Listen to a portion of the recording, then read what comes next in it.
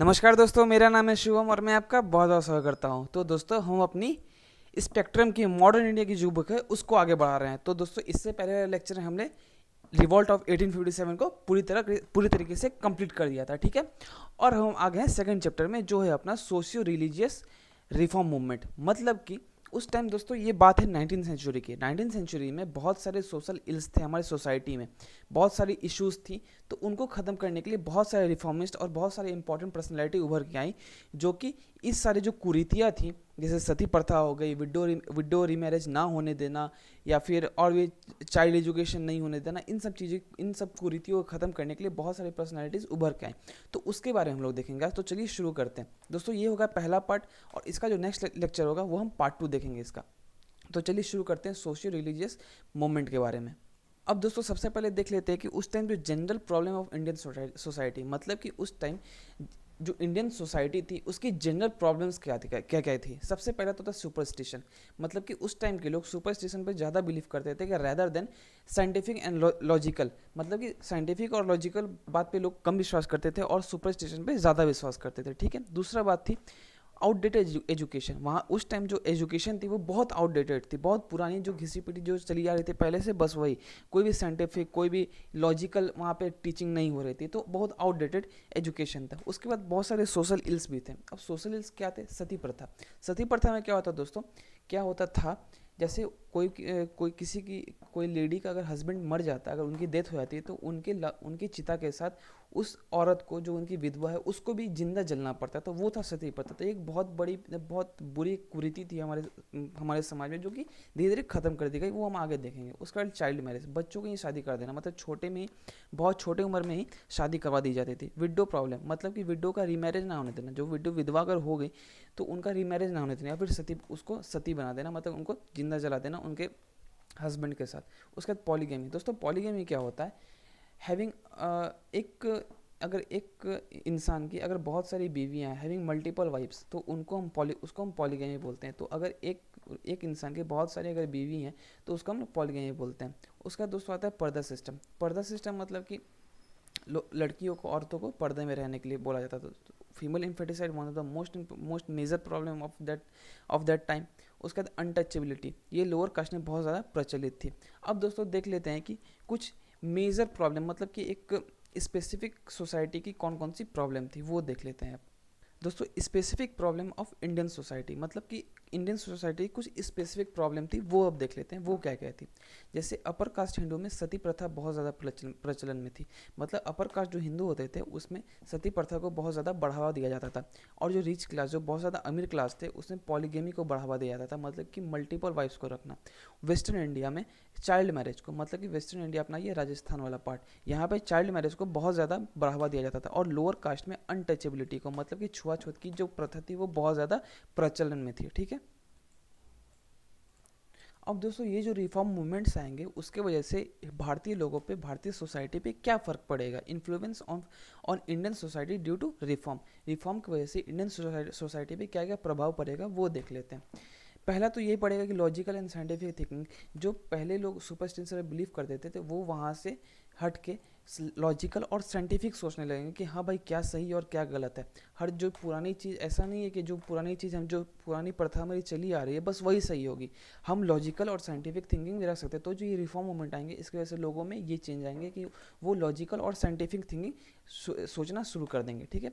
उसका western liberal thought आ जाएंगे, मतलब कि जैसे अनटचेबिलिटी फर्टर्निटी, इक्वलिटी। तो उस टाइम जैसे वेस्टर्न लिबरल थॉट्स मन में आ जाएंगे, जैसे छुआछूत की जो प्रॉब्लम है वो नहीं होनी चाहिए, सब में इक्वलिटी होनी चाहिए। फर्टर्निटी की बात करेंगे, ये लोग लिबर्टी की बात करेंगे। तो ये होगा रिफॉर्म की वजह से, ठीक है। अब दोस्तों, ये जो रिफॉर्म है इसका आइडिया आया तो आया कहाँ से? देखिए, सबसे पहला तो वेस्टर्न एजुकेशन। दोस्तों, बहुत सारे लोग उस टाइम थे जो वेस्टर्न एजुकेशन को पढ़ के, वेस्टर्न कल्चर को देख के इंडिया आए थे, ठीक है। इंडिया आने के बाद उन्होंने कंपेयर किया कि जो अपनी इंडियन सोसाइटी है वो कहीं ना कहीं वेस्टर्न सोसाइटी से बहुत पीछे चल रही है, ठीक है। तो ये इन्होंने सोचा कि क्यों ना इंडिया को भी थोड़ा सा रिफॉर्म किया जाए, थोड़ा सा इसमें भी चेंज लाया जाए, ठीक है। तो ये वेस्टर्न एजुकेशन से भी इसका आइडिया मिला कि इंडिया में जो है जो रिफॉर्म आना चाहिए, ठीक है। उसके बाद क्रिश्चियन मिशनरीज, मतलब क्रिश्चियन मिशनरीज जो थे वो इंडिया में आए थे। तो उन्होंने जो भी उस टाइम जो भी क्रिश्चियन बन गए थे उन्होंने वेस्टर्न कल्चर को सीखा था। वेस्टर्न कल्चर को सीखने के बाद उन्हें लगा कि यहाँ पे भी इक्वलिटी, फर्टिनिटी और लिबर्टी जैसी बात कुछ इंडिया में भी होनी चाहिए। उसके बाद दोस्तों क्या हुआ, newspaper, book, poem, literature, letter, cinema. होता क्या था कि जो जो भी ठाउट है लोगों के, जैसे कोई भी अच्छा ठाउट हो गया उसको एक जगह से दूसरे जगह पहुंचाने के लिए न्यूज़पेपर, बुक्स, पोएम, लिटरेचर का इस्तेमाल किया जाता था, ठीक है। और बाद में तो सिनेमा भी आ गया था, जिसकी वजह से लोगों के बीच में कोई भी रिफॉर्म वाली बात हुई, कोई भी अच्छी बात हुई तो उस चीज़ को पहुंचाया जाता था। उसका ट्रांसपोर्ट एंड कम्युनिकेशन, दोस्तों ट्रांसपोर्ट एंड कम्युनिकेशन मतलब होता है जैसे मान लो लोग एक जगह से दूसरी जगह ट्रैवल कर रहे थे तो कहीं ना कहीं साथ में ही ट्रैवल करेंगे, तो इस चीज़ की वजह से छुआछूत की जो प्रॉब्लम थी, मतलब कि अनटचेबिलिटी की जो प्रॉब्लम थी, वो चीज़ सॉल्व हो जाती, ठीक है।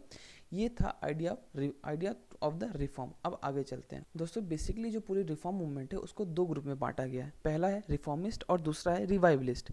अब ये रिफॉर्मिस्ट और रिवाइवलिस्ट कौन थे? देखिए दोस्तों, रिफॉर्मिस्ट वो थे जो एग्जिस्टिंग इंस्टीट्यूशन में ही रिफॉर्म लाना चाहते थे। मतलब कि ऐसा नहीं था कि वो जो भी इंस्टीट्यूशन चल रहा है उसको पूरी तरह ख़त्म कर देते हैं और सब कुछ नया शुरू करते हैं, वैसा कुछ नहीं था इनका। इनका कहना ये था कि जो भी इंस्टीट्यूशन अभी इस्टेब्लिश है उसी में कुछ बदलाव करके हम इसे और अच्छा बना सकते हैं, ठीक है। और इसमें कौन कौन से थे? ब्रह्मो समाज और अलीगढ़ मूवमेंट। दोस्तों आज हम पढ़ेंगे ब्रह्मो समाज के बारे में, ठीक है। और रिवाइवलिस्ट मूवमेंट कौन कौन थे? वो कौन थे? रिवाइवलिस्ट जो थे वो क्या कर रहे थे?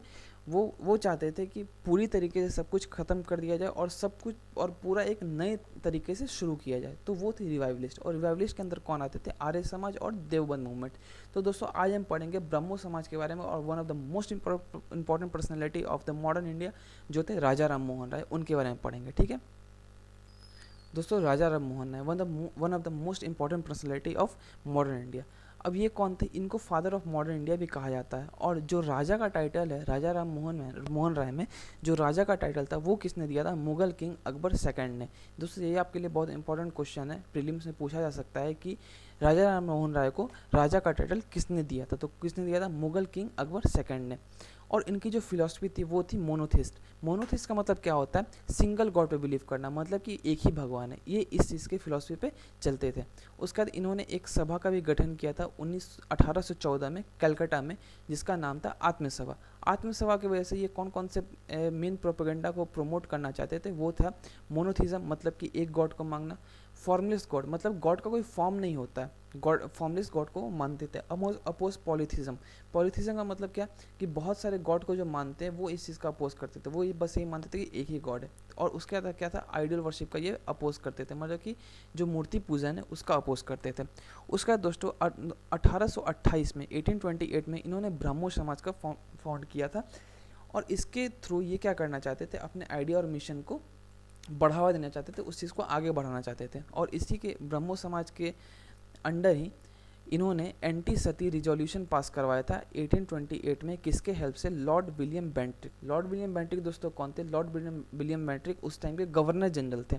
तो इनकी मदद से इन्होंने एंटी सती रिजोल्यूशन पास करवाया था 1829 में। दोस्तों इस चीज़ को याद रखना, प्रीलिम्स में आपसे पूछा जा सकता है डायरेक्ट क्वेश्चन कि एंटी सती रिजोल्यूशन कब पास कराया गया था, ठीक है।